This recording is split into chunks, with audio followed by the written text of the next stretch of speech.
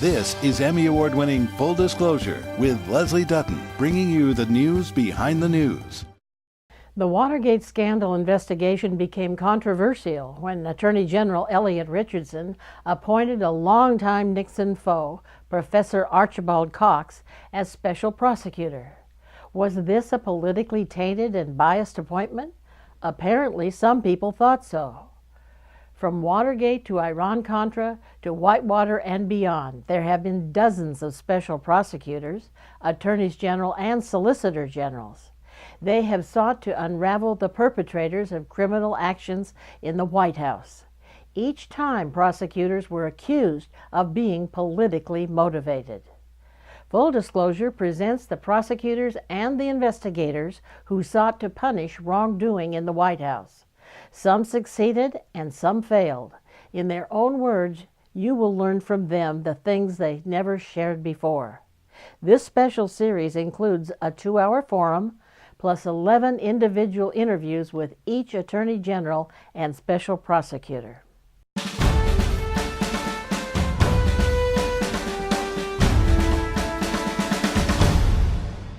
I was sworn in as the 68th Attorney General at 10 o'clock in the morning on Monday, June 12th, in 1972, and 5 days later at 10 o'clock in the evening, a thing called Watergate occurred. Did the media attacks on Cox's relationship with the Kennedys interfere with his investigations? I don't think it interfered. And we certainly didn't. It was partly true. I don't know why I say partly, but what I've mentioned was true. No, Cox had to be fired. Cox hadn't done anything wrong, but he had to be fired for that reason, as long as it didn't interfere with the investigation, and it didn't. Once a court rules, as it did in the Watergate affair, that President Nixon had a duty to make the 9 tapes that we subpoenaed available to the grand jury. There's no room for interpretation. We asked Judge Bork if Nixon should have refused to give over the tapes. At the time, somebody said that to me from the White House, and I said, if you do, it's instant impeachment. The pressure on me was immense, and then the tapes came out. One of the things I might have said to myself, if this had occurred 5 days before I was appointed Attorney General, I might have respectfully declined. I would hope that we would elect to the presidency people whose conduct doesn't raise this question.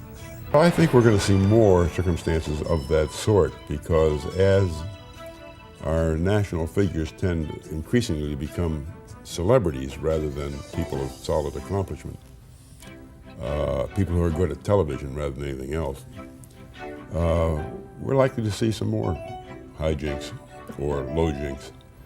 Public support for the rule of law was put to the test, and happily the public rose up in support of the rule of law, and I'm pleased that happened, and hope it would happen again if a similar test arose.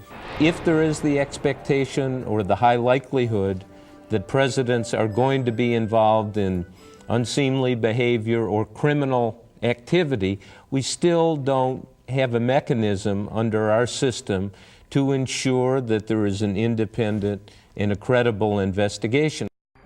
You can watch the full program by subscribing to the News Behind the News.